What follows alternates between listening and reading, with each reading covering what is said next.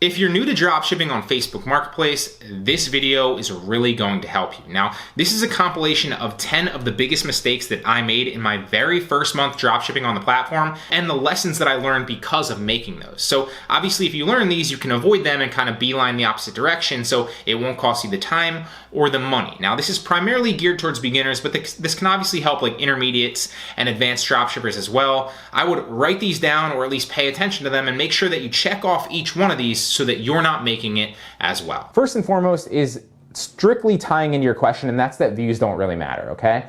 And this is something that you see on eBay as well, and on Mercari actually. You can't really see views on Poshmark, but like it's very, very similar on any marketplaces. Like views are an indicator of potential interest and potential sales of a product, right? But that's all they are. They're just an indicator. There have been items that I've listed on Facebook Marketplace where I've gotten, hundreds of views like super fast and they never sell and they never get any interest, right? And they're still sitting there doing that. And there have been items where I've gotten like 2 to like 10 views, which is like next to nothing. And then eventually they sell like in a couple days. So I don't necessarily think that while views definitely are an indicator of potential sales, they're not the be all end all. I wouldn't really focus too much on views and gauge your listings and if they're going to sell on their views. Now, what you can do is you can look at your listings as a whole and see like if you list like a bunch of, specific niche products and then you list like a bunch of different category products and then another category of products. If you look at those categories as a whole and a bunch of the one category is getting a lot more views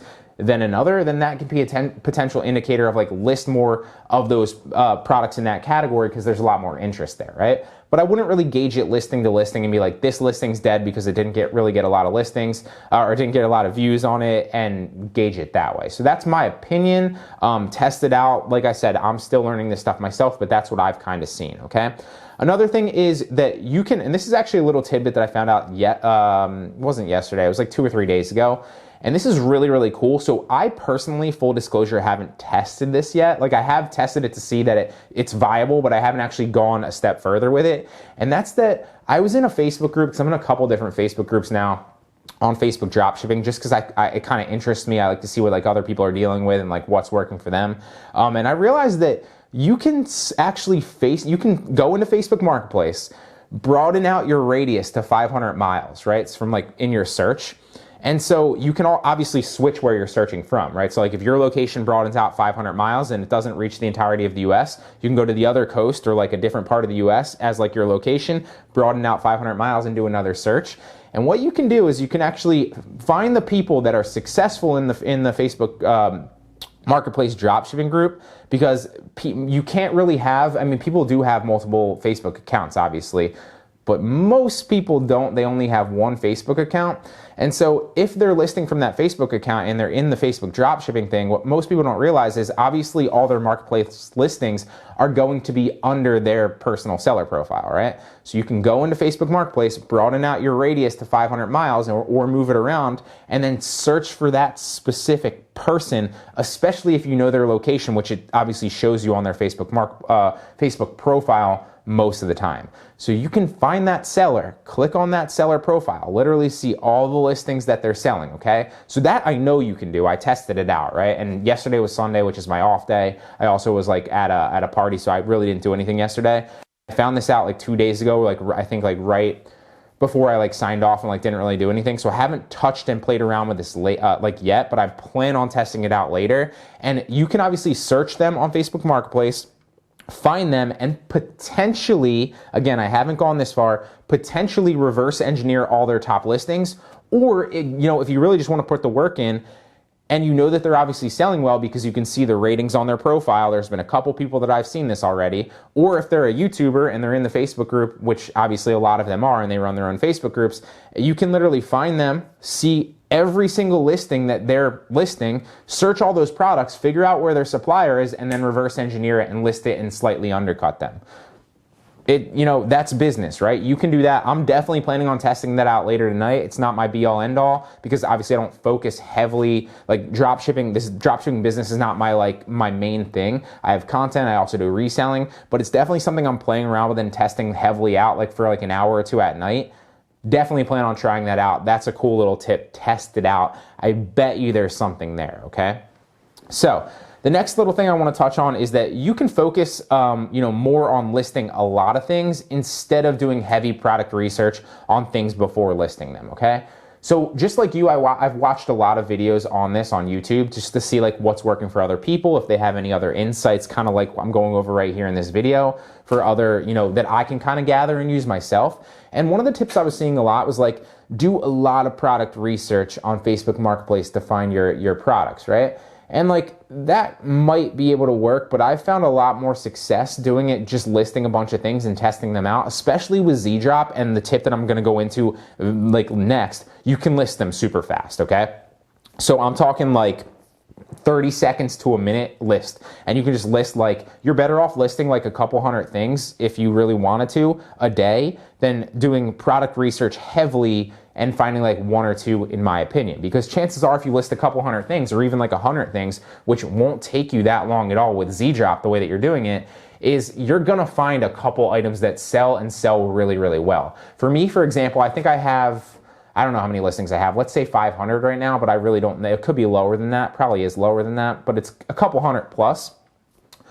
There's probably a couple products in there that have sold a couple times, but there's, I think, 3 of them that have sold just over and over and over again. There's one in particular that I get like 3 sales a day on, and then the other ones I get like a sale every couple days, and they're repeat ones. So that's really what you're looking for, and that's what a lot of other YouTubers have said that do this as well, is list a bunch of things until you figure out what works for you. Obviously, list in-demand stuff. So for example, it's really nice out in the majority of the US right now, so what you want to do is you want to list like outdoor stuff, right? Like grills, obviously, because they're good high margins. Patio and lawn, outdoor games, beach games. Start thinking like that. Swimsuits, things like that, right? You want to list in-demand stuff, obviously, but I wouldn't waste your time doing spending so much time on product research. Instead, you're better off spending like a night or two really going at it, listing a couple hundred things and figuring out what's working for you, right? So that's the next little tidbit. The next thing that I found cool that I actually didn't know originally is in all the rest of my tutorials in the past, I was showing you like my inventory system, right? Where like I'd put the number at the bottom of the description, and this is specifically just for Facebook Marketplace. If you're not using Z-Drop, then you need to do the list. You need to like have some kind of inventory system as well. But Z-Drop actually will store your inventory. If you go into the Z-Drop, you can look at all your products and you can actually search through your products, right? And then it has the price of the product, and then like on the actual supplier website, it holds that. And then also is a clickable link to that actual supplier website. So I didn't realize that until like a few days ago, where you don't need to actually keep track of your inventory if you're using Z-Drop to pull it to Facebook Marketplace or to Etsy, because what it will do is it will store your inventory and you can just click the link, right? So if you sell like, like Barber, Weber, Grill, whatever it is, right? Like you just search that in Z-Drop when you pulled that listing over. Make sure that you don't change the title too much. Keep the majority of it, even if you switch it a little bit. And then you can just search for that in your Z-Drop extension and find the link and just click it that way. So you don't need to keep track of inventory, which again saves you a lot of time because you don't have to manage it, get the like it's gonna save you like 30 seconds each listing, but that 30 seconds adds up to like an hour if you're doing a lot of listings, right? So that's another little cool tidbit.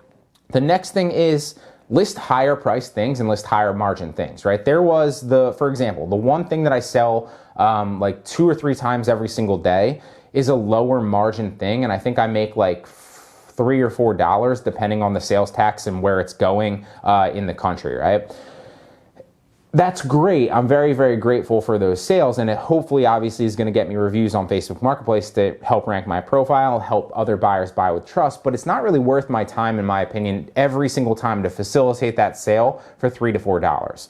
So my tip that I've seen works better, there was one that I sold 2 today of that literally I think was a 110% margin. And it was like, I ended up making like 30 or 40 bucks on it both times I did it, right? And so that's a no-brainer. That's a profit margin that's worth my time doing. And so that's kind of what I'm focused more on, right? There's also like higher margin things like I moved into, you can't really do it on Facebook Marketplace specifically with a lot of like furniture equipment because they don't give you the shipping option with furniture. There are certain categories that you can't ship on Facebook Marketplace with. But things like that where there's expensive products, if that's you and you want to kind of avoid competition, if it's not, that's fine. But the higher, and more expensive products you list, obviously the higher potential profit margin you're going to have. Not always, but you can obviously make it that way. And then obviously you're not really competing with all the newbies in there because nobody else wants to list something that's like a couple $100 because they don't have a couple $100 to continue to spend. So that may or may not be you, but if it is you, then obviously that's how you can differentiate yourself. And I've been testing that out recently and seeing that you can make like 90 to $100 on every single listing if you're willing to list high-end products and you have the money or the credit to do it with, okay? So you don't need to list that high if that's not you. You can list products like I just talked about where like you're listing it for like 30 to 50 bucks and making like 30 to 50 bucks on it because there's a lot of good items like that if you find them on good suppliers. So that's another little tidbit. Focus more on higher profit margins and then you don't have to have as many listings because your margins will make up for that. You're not selling like, 10 $5 products a day for 50 bucks. Instead, you're selling like two $25 ones. It's a lot less time invested on your part and it's the same profit. So that's my opinion on that. The next is very, very important, and this is don't use Amazon or Walmart as your suppliers. Now, the benefits of using Amazon and Walmart as your suppliers are they're super easy. They're very, very reliable companies. They ship very, very quickly, and a number of other things, right? And they have a lot of great products to choose from. You can basically use their entire catalogs, and there's a lot of great products to drop ship. But that said, the issue with that is like everybody starts with those, right? So you're competing with everybody else that's starting this and everybody else that probably already has an established business because they're probably listing from from Amazon or Walmart. So you can, but you're in a large pool, you're in a small pool with a lot. You know what I'm trying to say. You're competing with a lot of people in that aspect. Whereas if you list from other suppliers, you're not competing with as many people, which ties me in my next point. Obviously, you can use, there's like 30 people on the Z-Drop site that you can use, like 30 websites. So if you're not using Walmart or Amazon, that's great. But you can even take it a step further and not use any of the ones from Z-Drop. Now, the drawback of that is you won't be able to move your listings over as fast.